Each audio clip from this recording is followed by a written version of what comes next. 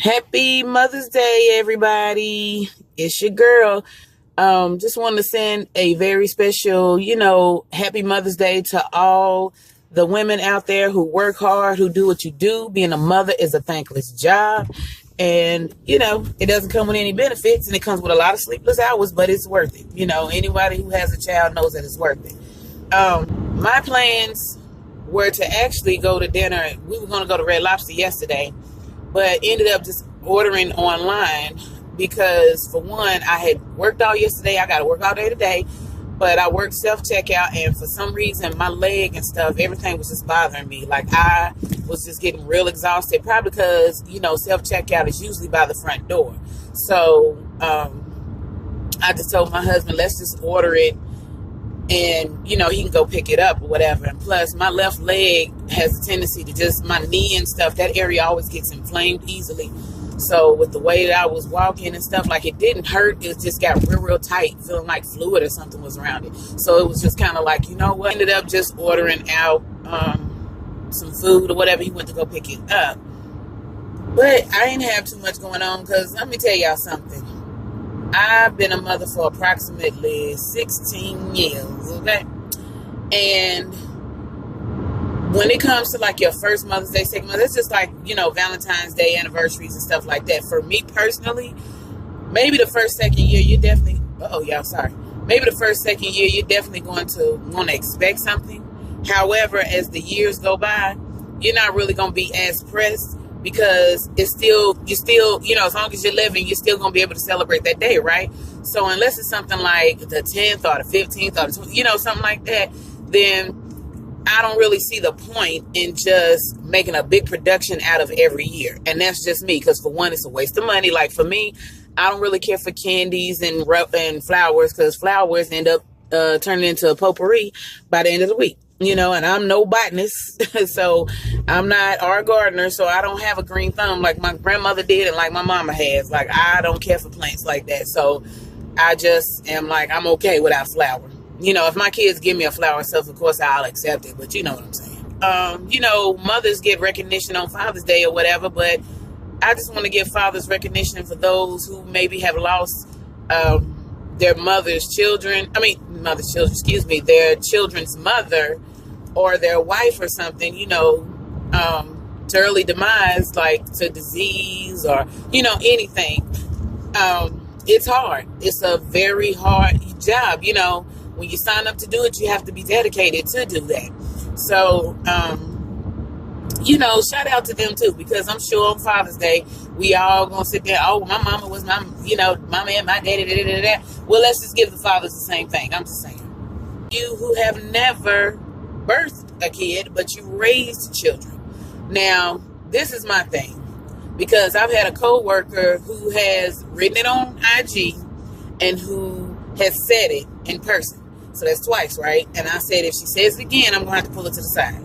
Like, look, I know you don't mean no harm, but baby girl, you're not a parent, And my thing is, again, you don't have to biologically have these kids to claim that they're yours, as long as you're raising, it's still, because the thing is, even if you birth your first child, there's no manual that comes with having a baby or whatever. You're figuring out everything as you go along. And mind you, I have 3 kids of 3 different walks of life. I have a 16-year-old. I have an 8-year-old, even though he's my bonus kid, still he's mine. And I have a 2-year-old, so I still have to approach each child individually. The co-worker had made a comment like, oh, you need to let those kids be kids or whatever. See? And I had to tell her, you keep speaking from non-experience. You keep speaking like a person who doesn't have children. And until your child becomes your everyday roommate, you can't speak on just letting kids be a kid, because it's more to raising kids and just letting them be kids. No, my kid, first of all, and then my thing is this. When you don't really know a person that well, like, she's cool or whatever, she's sweet, don't get me wrong. However, that's no excuse. I will never excuse anybody when they make comments like that and it's on some, I don't know, it's not really a dig or whatever, but my thing is, you have to know me as not only a person, personally, like on an individual level, that you need to know me as a mother. And don't go based off of what you see on social media, because that's social media. every single thing that goes on with my kids' lives and stuff, I put up the funny stuff. I don't put up the in-depth the stuff, when they get in trouble and all this, that, and the third. It's nobody's business.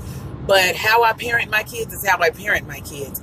And I feel like sometimes you don't overstep, you can't overstep your boundary. Not sometimes, but all the time. Don't overstep your boundaries with a person if you're not for sure how they're parenting. Because it's not like I'm a deadbeat mother or anything. Not that that's what she was implying. But again, if you're just my Instagram buddy or my Facebook friend, then you really don't, or put it like this. Because I have people that I grew up with that are on my Instagram and Facebook, but you get what I'm saying? You don't ever want to feel questioned as a mother, especially when that person really doesn't know you. So whatever you see on my social media, trust me, it's real life. It's a part of my life, because to me, my life is entertainment, honey. You know what I'm saying? Like with 3 kids and 3 different walks of life and a husband, like trust me, it's never a dull moment.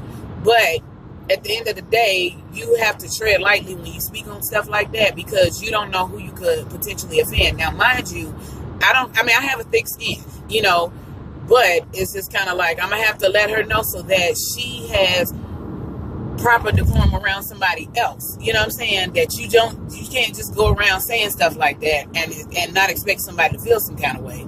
So, just know that being a mother, because it's a lot. I have a few friends that don't have kids, and it's so easy for them to say, well, this, that, and the third. See, you're in love with kids because they're cute. But that's more to being a mother than loving your kids because they're cute. My kids ain't always going to be that attractive to me, especially when they mess up. So, that's why I say being a mother is such a thankless job. No, you don't require an award or a medal or a cookie for it, or recognition. I don't need my name on a certificate to confirm what I know, what I'm already doing is right. I might not always make the best decisions for my kids, but that's a part of life and growing as a person. But when you are a mother, you just do the best with what you have, with what you've been taught. Because most of us, if not all of us, raise our kids based off the way that we were raised. We just carry that with us throughout life. So, never feel like that you're doing too little or not doing enough for your kids, or doing too much for your kids. It's never enough. Step one is that you gave them life. You brought them into this world. And the fact that you're not making your kids pay, like you don't make them feel like they owe a debt, to you. But it's like at that same time, you also want them to be grateful. You also want them to realize how great they do have it and how thankful they should be. Because what I am noticing is that, like, a lot of my friends have lost their parents, excuse me, especially their mothers. And, thankfully I've not lost mine yet, but it's like at the same time, I hope to never have to experience that kind of pain.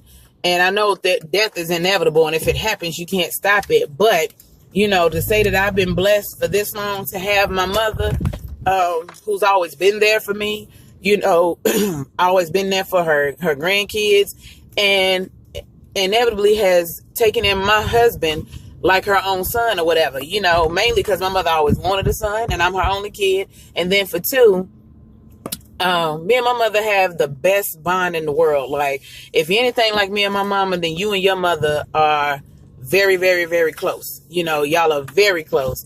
And I just feel like God couldn't have paired me with a better mother-daughter set, with a better mother as far as mother and daughters go.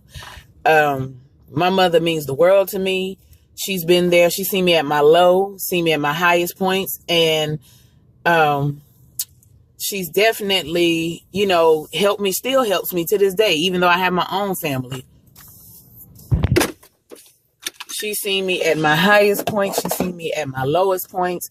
She's been there for all of it. And through it all, she's helped me out. She's just had my back.